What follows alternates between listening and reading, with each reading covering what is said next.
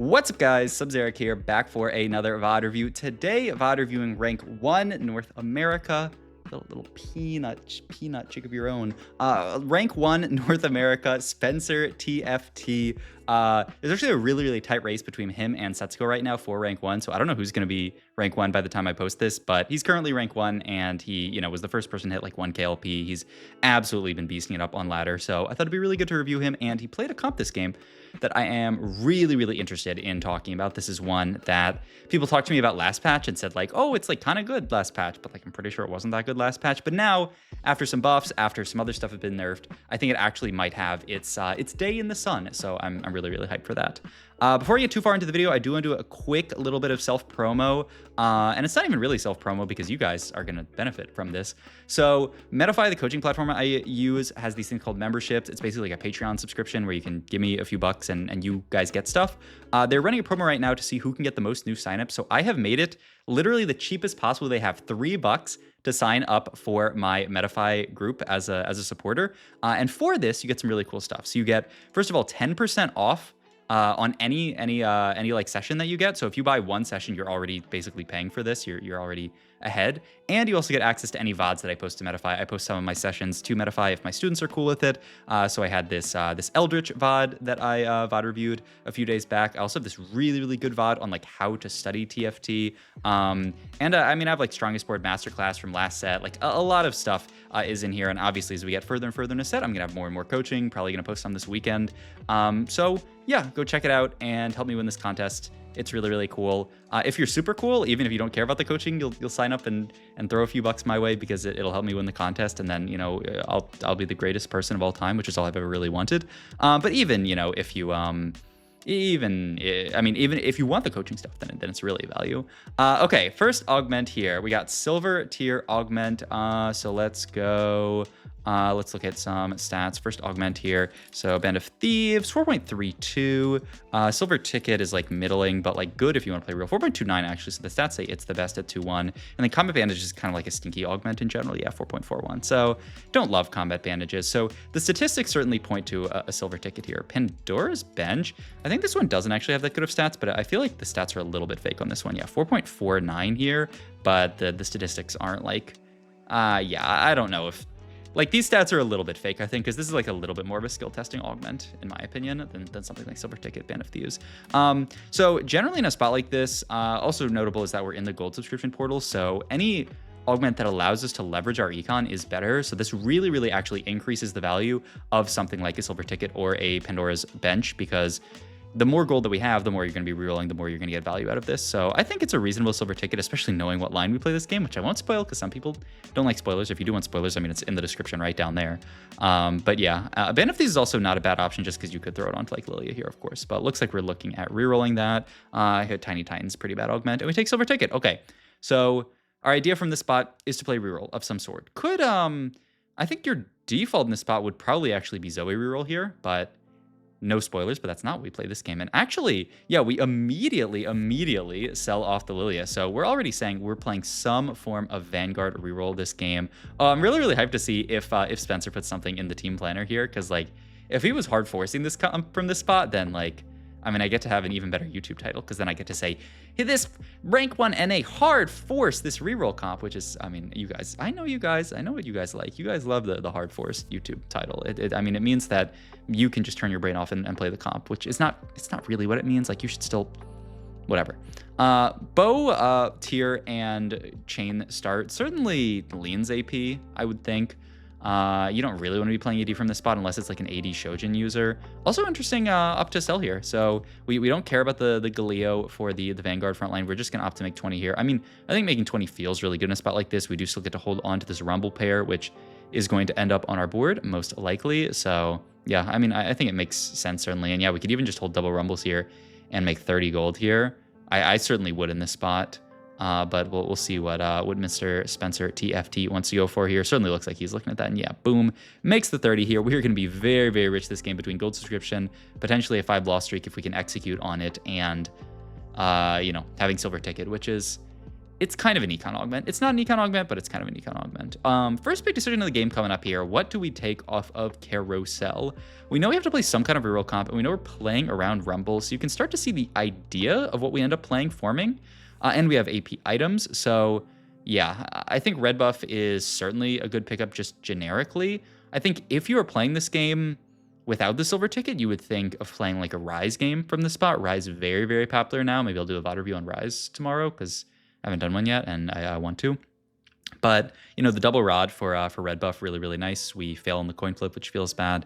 But yeah, I mean, red buff just a really, really nice slam in AP in general, because what you tend to default toward is Rise. But we're not probably going to play Rise this game. I've given little breadcrumbs, little breadcrumbs here. I mean, I already said we're playing reroll, right? We actually failed to play the Namzi here, which hopefully that doesn't cost us a little bit of HP, because we're not going to kill this Warwick here. I wonder if like red buff on Namzi, and we have Namzi target the Warwick there, if we could have actually killed Warwick there. But I mean, it's fine. The biggest priority here is having the 5 loss.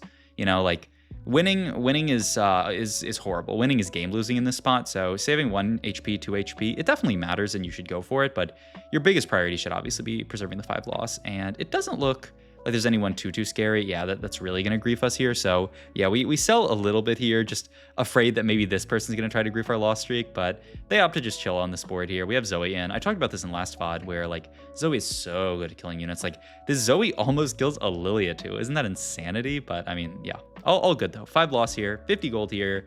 We can just level a 5 here for free, and we can start thinking about what comp we're gonna play here. We're holding Neela pair. This is interesting, but I mean, if I'm Spencer here, like, you want to roll, I would think, at 3-2 in a normal tempo game of TFT. We'll actually see here what we want to end up going for as our roll timing, because if you're playing a 3-cost reroll comp, which you're not saying that is what we are playing, but if we were to play a 3-cost reroll comp, then you actually like kind of want to sack another 3 rounds, but sacking another 3 is really, really tough here. We're gonna go for the pre-level here, not the full level yet, which would almost suggest that we want to roll on 6, but not necessarily, right? We might just not want to spend the gold to level here and just have the max amount of gold to roll and not really, you know, burn a bunch of econ or anything.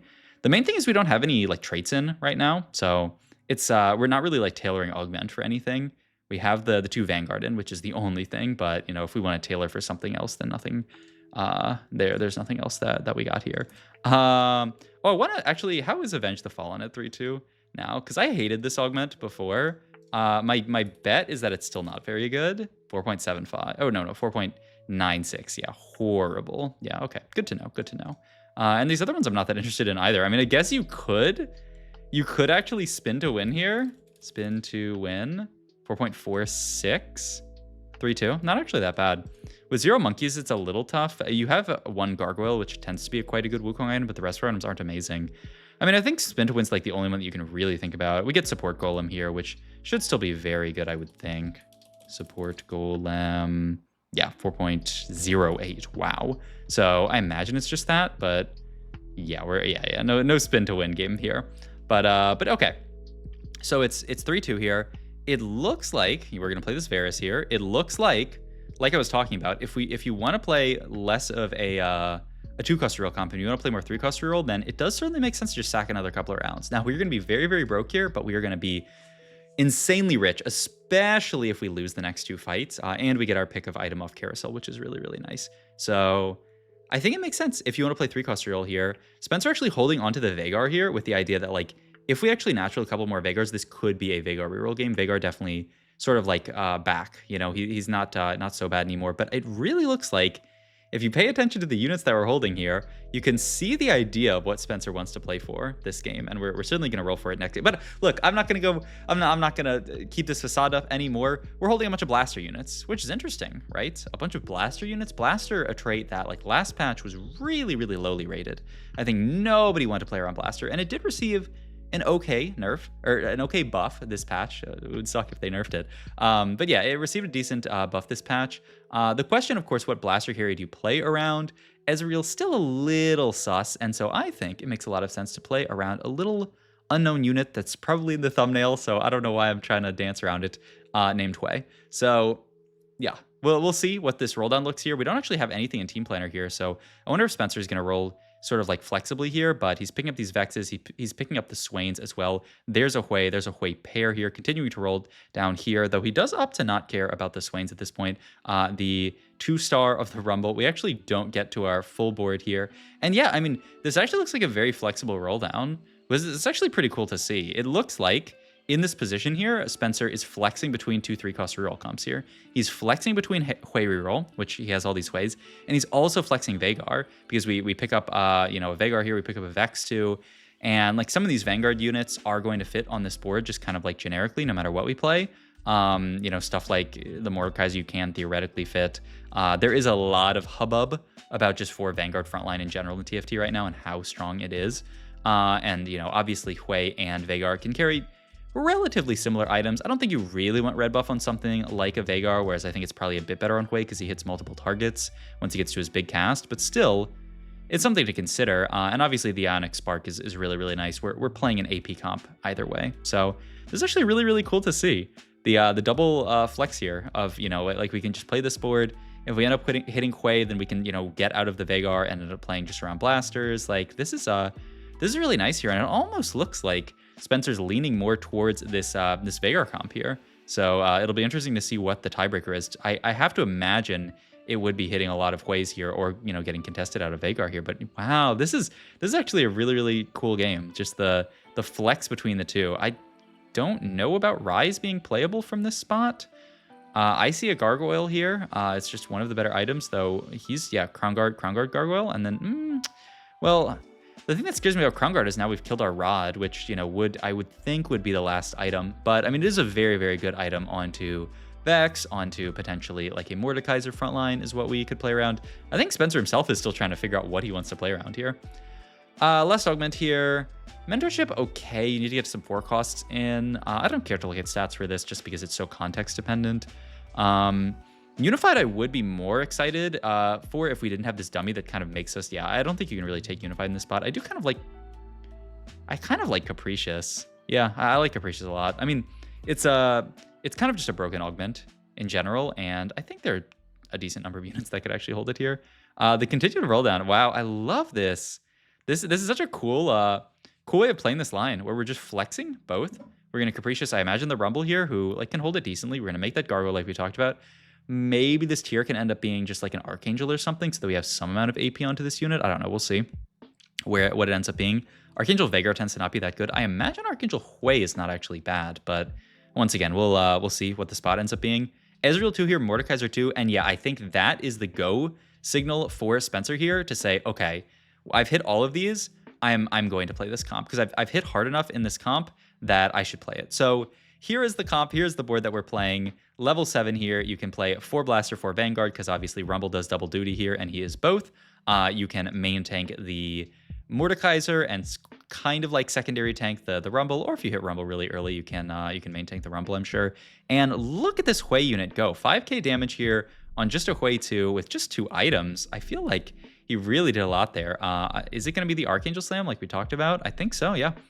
I mean, I think it makes sense, right? Hwei likes to kind of like build up for that big ult, and he really wants AP, right? I mean, I guess Frost gives him AP, but we're not playing Frost for now. We're just playing all this stuff. The roll of dice seems good.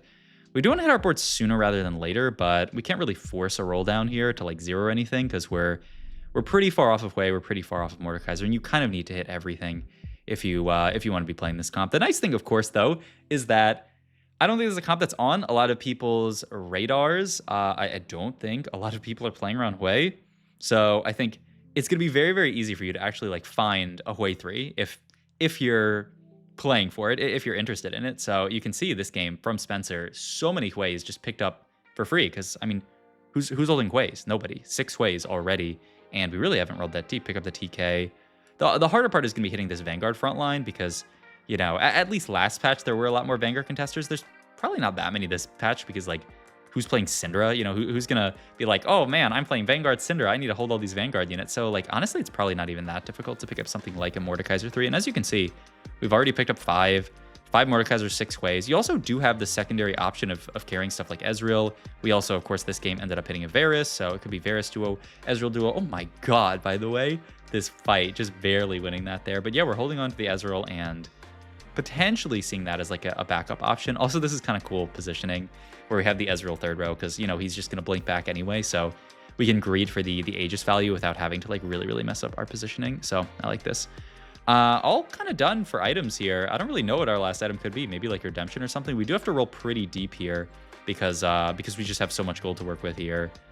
Just gonna take a sword here, maybe for like a Shojin. There's the Rumble 3, which is a nice pickup, though still a bit far off this stuff. But yeah, now we have to start sending it here. Oh my god, so many Mordekaisers. Yeah, I mean, I think just we got kind of dizzy in this moment here, playing this comp, just because we weren't hitting for a bunch of those early rolls, and then we started giga hitting. So we are one off now of Hwei and Mordekaiser. It's gonna be so rough if we lose this fight because of that. And yeah, I mean, either of these upgrades would have won us, and we're 22 HP. This is killer here, but the upside is the game becomes so much more hype because now we need to win all of these fights from here on. So I do expect, yeah, a deep roll down here. I would roll down to 10, maybe even just to 0 in spots like this because we're so low. We do actually pick up the Mordekaiser 3, which is huge as well. So we've hit the board. We have hit the board. Now let's see how it does. We're zooming in on this Hwei for whatever reason. I don't know what we were zooming in on there, but hey, look at this Mordekaiser go. Look at this Hwei go. The Mordekaiser infinitely tanking the Hwei, just blowing up the entire board here. I mean, this fight was so quick. Hwei barely had any time to do damage and scale up the Archangels, but I mean, that fight looked pretty good. It's also kind of cool that we have this remover here because if we do end up hitting Ezreal 3, then we can just pop the item off of Varus here. Oh my god. Okay, that was an interesting play. The idea being that we have the Smolder, so we could just reforge that and hopefully like pray to hit a Smolder too. I mean, that was kind of baller because like really the Varus isn't doing that much. Okay, I mean, I see the idea. That was kind of crazy though. I mean, imagine if we had hit like a Smolder too. I mean, it wouldn't have even been that crazy because we don't really have items for Smolder. But okay, I mean, I'm down. That was pretty cool. But it was really, I mean, it wasn't that scary in hindsight because like it doesn't matter that much. Itemization wise, I mean, we could pick up another Smolder here. I would be looking for something like a GS Guardbreaker. Yeah, so that we can start itemizing this Ezreal because I really feel like, especially with the Blacksmith gloves and the dummy, that we have enough frontline here. We really just need to be looking for more damage in spots like these. And I'm really interested to see if we can hit this Ezreal 3 and what, if anything, this Ezreal 3 can end up doing on this board. Because Ezreal's a unit that I think a lot of people were doubting last patch with good reason. This guy was garbage. But, you know, Blaster has been buffed this patch. I don't believe Ezreal himself was buffed at all this patch, but Blaster was buffed. So maybe we can see Ezreal being a little bit more competitive. I mean, Hwei, almost 9k damage. Ezreal 2, a little over 4k. I mean, it's not bad. Not bad whatsoever. I'm decently impressed by how this board did, I will say. Not bad whatsoever there. So yeah, I mean, we're continuing to roll down here a Thomas Kench 2. I mean, once again, not bad picking up all these upgrades. I mean, we are just kind of deciding to sit on 7 this entire game. You can see us holding on to this Nora the entire game, just with the idea, maybe if we level up, we can get like 3 Portal in with Nora, which is like not the biggest trait, but it's like not terrible. It's not bad. I mean, Nora's a fantastic unit and fitting Portal is good. And also check out after that last fight, we coasted to a top 4 after we actually hit the entire board. I mean, we are stuck on level 7. We are 0 gold level 7 in gold subscription, where everyone should be really rich, really capped out. And this board's doing fine. These fights are kind of looking like light work. And now we can actually look at leveling up, getting this Nora in potentially. There's not really too much else you can add. Maybe like Arcana, eventually with like a Xerath or something. Yeah, and those are really the big options here, though I do like Nora more, unless we find something like a Xerath, because like I don't think the other Arcana bindings are going to do much for us. Looking for last Ezreal item here, just going to be Hodge. Yeah, I mean, I think that makes sense. I don't think Renan's going to do that much. He's more of like a caster damage type. I guess you could Renan's like the Smolder here, but we really want third item Ezreal here. But yeah, I mean, look at this 7 Eldritch board, and just look at the damage that Hwei is pumping out in this fight. Look at this guy, 14k damage. That might be going in the thumbnail. That is a lot of damage from Hwei here. By the way, I was just thinking about it as I was saying it. Anybody who gets tilted when I say like when I'm like, oh, you know, we get this upgrade, we hold this unit, like sorry, but like not sorry. I'm just gonna keep saying it because it feels good to say. Like, I'm putting myself in the person I'm VOD reviewing's shoes. That's why I say we, because it is us. It is them obviously playing the game, and then it's me pretending I'm playing the game. And that's just how the VOD, okay, whatever. I'm gonna quit yapping. In any case, I mean, look at this game so far. We are doing really well. Me and SpencerTFT are both doing really, really well in this game that we're playing together. Ooh, that's one of the new charms they added, right? The one that just gives your team armor. I mean, that's pretty nice if the entire board. Ooh, we can move Yumi up. Are we gonna? Oh, okay. Yeah, he's gonna frontline Yumi. This frontline Yumi tech, I've talked about it before, but it can block frontliners in, which is really, really awkward. You can see here, like I mean, there was a gap there, so the Tompkins just walked into the gap. But if we had filled that gap, it would have been fine. The Fiora jumps to our Hwei here, but look at how tanky this Hwei is. He does so much damage. And wait a minute, is this? It's a double kill. Wait, it is light work. This game is already over at 6-3. I mean, I think this was a hugely strong performance out of this comp that I think is not on a lot of people's radar. So if you see yourself in a 3-cost reroll spot, I mean, I would definitely consider this comp. I think it did very, very well this game, and I think more and more people are catching on to it. So hopefully I'm giving the comp to you guys before it gets super, super broken. But yeah, hope you guys enjoyed this video. Once again, please go subscribe to my Metafy so I can win the contest. It would mean a ton to me. And then also thanks to op.gg, I've started using their website for like stats and stuff like this, and it's really nice. It's a very pretty site. So if you want to know what site I was using, it is tft.op.gg. Links for all that in the description as well. And I'll see you guys in the next video. Bye.